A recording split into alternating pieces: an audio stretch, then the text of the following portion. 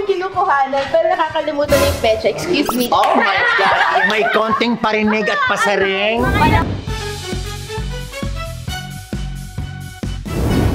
So, ang game natin ngayon ay Celebrity Buff, alright? So, meron tayong guest dito, si Mara at saka si Cara, at ang ating contestant ay si Clarissa. Okay? So, eto na. Meron tayong 4 na question dito, tapos kailangan masagutin din syempre ni Clarissa ng tama ang mga katanungan. Okay, so first question, eto na ha. Ano ang tawag sa uri ng scam kung saan ginagamit ang peking negosyo o investment opportunity para makakuha ng pera sa tao? A. Ponzi scheme or B. Smishing? Well, kung ako ang sasagot niya, ang isasagot ko ay B. Smishing.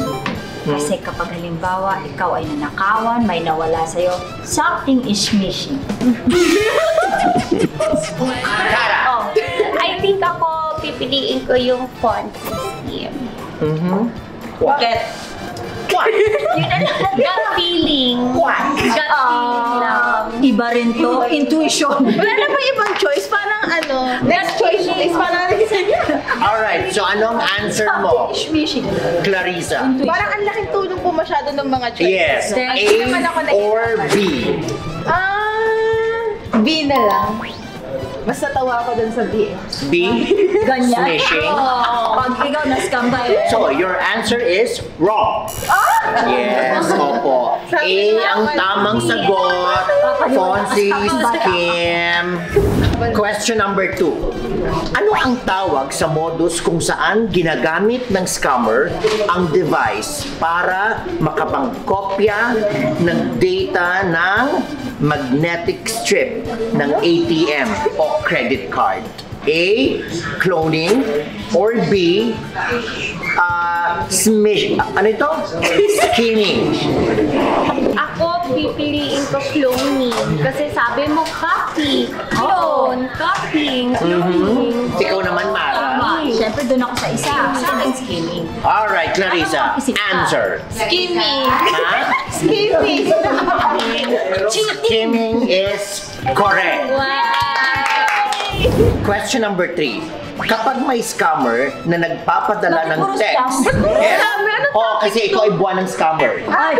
Okay? Kapag may scammer na nagpadala ng text na napanalunan mo ang 1 million at kinakailangan isend mo ang iyong mga details. Anong uri ng scam ito? A. Ito ba ay phishing? Or B. Ito ba ay smishing? Ayan. Ayan, alam. B. Kasi nangyari lang sa akin yan last week. Ano, ikaw, anong sagot mo? Ako, ang sagot ko, phishing. Kasi sabi mo, may mapapanalunan ka. Yes. Bait yun. Yes. Tapos pag nag-send ka, kumagat ka. So yung scammer, parang nag-phishing. Lumalaban. Lumalaban. Nag-date ka doon. Nabit ka doon. So what's your answer, Clarissa? What's your answer? Ano po yung smishing kasi parang nangyari lang doon sa kanya recently, so maniniwala po ako sa inyo. Okay. So, Papalitan talaga si Clarissa sa akin. yes, the correct answer is smishing. B. Okay, game. Ito ang 4th question. Ano naman ang tawag sa utang na may nakatakdang halaga ng bayad buwan-buwan at may tiyak na petsa ng pagtatapos? Alright? Okay. A. Installment loan. Or B.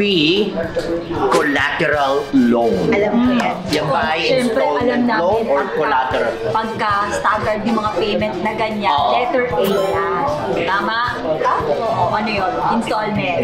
Ikaw? Ano, naiintindihan ang lalim ng Tagalog. Oo, sobrang lalim talaga ng Tagalog. Ako, Oo, next naman. na lang. Oh, but anyway, yes, ano ang sagot mo? Installment loan.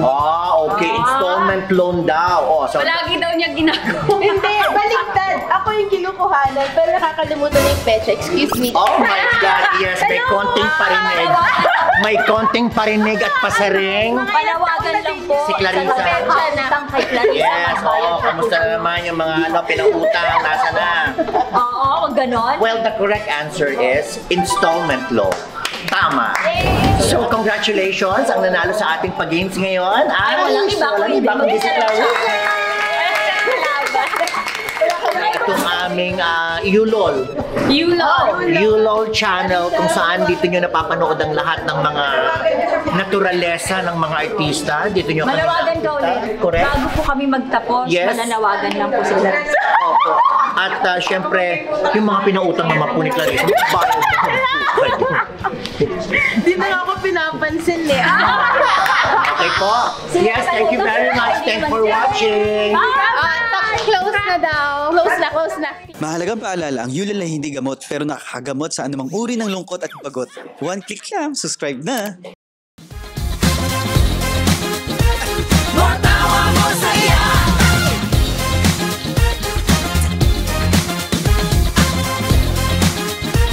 Matawa